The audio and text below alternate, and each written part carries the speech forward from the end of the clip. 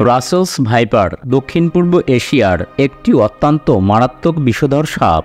সাম্প্রতিক সময়ে বাংলাদেশে রাসেলস ভাইপার সাপের উপস্থিতি উল্লেখযোগ্যভাবে বৃদ্ধি পেয়েছে।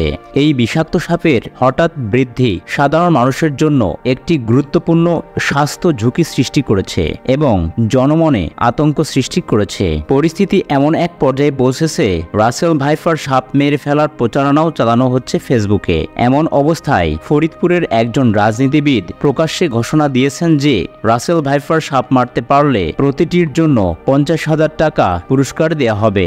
ভারত ও বাংলাদেশ সহ রাসেল ভাইপারের কামড়ে প্রতি বছর অনেক মানুষ মৃত্যুবরণ করে। বাংলাদেশের উত্তর পশ্চিমাঞ্চলের কয়েকটি এলাকায়, বিশেষ করে পদ্মা তীরবর্তী কয়েকটি জেলা ও চরাঞ্চলে গত কিছুদিন যাবৎ বিষাক্ত রাসেলস ভাইপার সাপের কামড়ে বেশ কয়েকজন আহত হয়েছেন এবং কয়েকজন মারা গেছেন বলে জানা গেছে। রাসেল ভাইপার কতটা বিষাক্ত, এদের বিষের পরিমাণ কত এবং রাসেল ভাইপার সাপের কামড়ে করণীয় কি, সে সম্পর্কে আলোচনা করা হবে ভয়েস বাংলার এই পর্বে।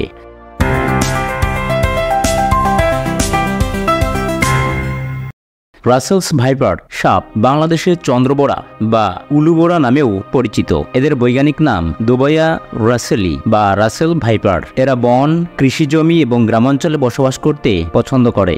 রাসেল ভাইপার দক্ষিণ এশিয়া এবং দক্ষিণ পূর্ব এশিয়ার একটি অত্যন্ত বিষাক্ত সাপ। এই সাপটি তার তীব্র বিষাক্ততার কারণে বেশ পরিচিত। রাসেল ভাইপার সাধারণত বর্ষাকালে প্রজনন করে। এরা ডিম পাড়ে না, বরং সরাসরি বাচ্চা দেয়, অর্থাৎ ডিম মাতৃগর্ভেই ফুটে এবং সেখান থেকে বাচ্চা বের হয়। প্রতিটি প্রজনন ঋতুতে একটি স্ত্রী রাসেল ভাইপার 20 থেকে 60টি বাচ্চা জন্ম দিতে পারে। জন্মের সময় বাচ্চাগুলির দৈর্ঘ্য সাধারণত 8 থেকে 10 ইঞ্চি হয়। বাংলাদেশের মধ্যে রাসেল ভাইপার মোটেও সর্বোচ্চ বিষাক্ত সাপ নয়, কারণ রাসেল ভাইপারের চেয়ে আরও বিষাক্ত সাপ রয়েছে, যেমন খয়া গোখরা, কিউটে, কালো গোখরা ইত্যাদি। এসব সাপ কাউকে দংশন করলে 8 থেকে 15 ঘন্টার মধ্যে তিনি মারা যায়, কিন্তু রাসেল ভাইপার দংশন করলে সর্বনিম্ন 72 ঘন্টা থেকে 15 দিন পর্যন্ত বেঁচে থাকারও নজির আছে। রাসেল ভাইপার হেমোটক্সিক এবং সাইটোটক্সিক্স বিষের সংমিশ্রণ ধারণ করে। এদের বিষ রক্তের কোষ ধ্বংস করে এবং রক্তের জমাট বাঁধার প্রক্রিয়া ব্যাহত করে। একটি পূর্ণবয়স্ক রাসেল ভাইপার একবার কামড়ে 150 থেকে 250 মিলিগ্রাম বিষ ইনজেক্ট করতে পারে। মাত্র 40 থেকে 70 মিলিগ্রাম বিষ একজন প্রাপ্তবয়স্ক মানুষের জন্য মারাত্মক হতে পারে। রাসেল ভাইপারের কামড়ে আক্রান্ত হলে তীব্র ব্যথা, ফোলা, রক্তক্ষরণ এবং কিডনি বিকলের মতো জটিল অবস্থার সৃষ্টি হতে পারে।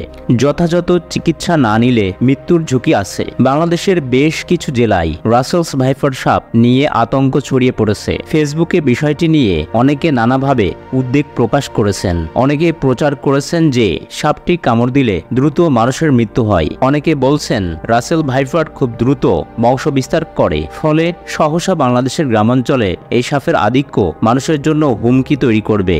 প্রশ্ন হচ্ছে, রাসেল ভাইপার নিয়ে যে মাত্রায় উদ্বেগ প্রকাশ করা হচ্ছে তা কতটা যৌক্তিক?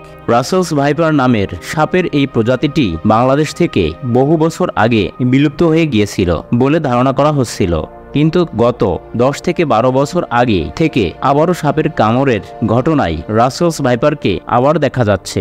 গত কয়েক মাসে একাধিক জেলায় সাপটি দেখা গেছে। সাপ গবেষক ও বিশেষজ্ঞরা বলেছেন, এ প্রজাতির সাপ কামড়ালে তারও চিকিৎসা আছে। সময় মতো চিকিৎসা নিতে পারলে মৃত্যু ঝুঁকি কমে আসে।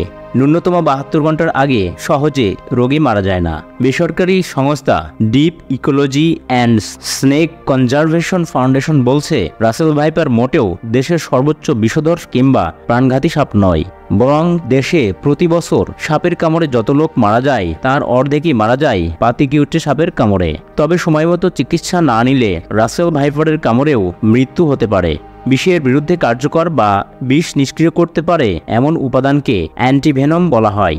দ্রুত অ্যান্টিভেনম ইনজেকশন দিলে অ্যান্টিভেনমের অ্যান্টিবডিগুলো বিষকে নিষ্ক্রিয় করে দেয়। এর ফলে আক্রান্ত ব্যক্তির জীবন বা অঙ্গ প্রত্যঙ্গ বেঁচে যায়। তাই কাউকে রাসেলস ভাইপার সাপে দংশন করলে কোনো ওঝার কাছে না গিয়ে দ্রুত উপজেলা স্বাস্থ্য কমপ্লেক্স অথবা সদর হাসপাতালে রোগীকে নিয়ে যাবেন।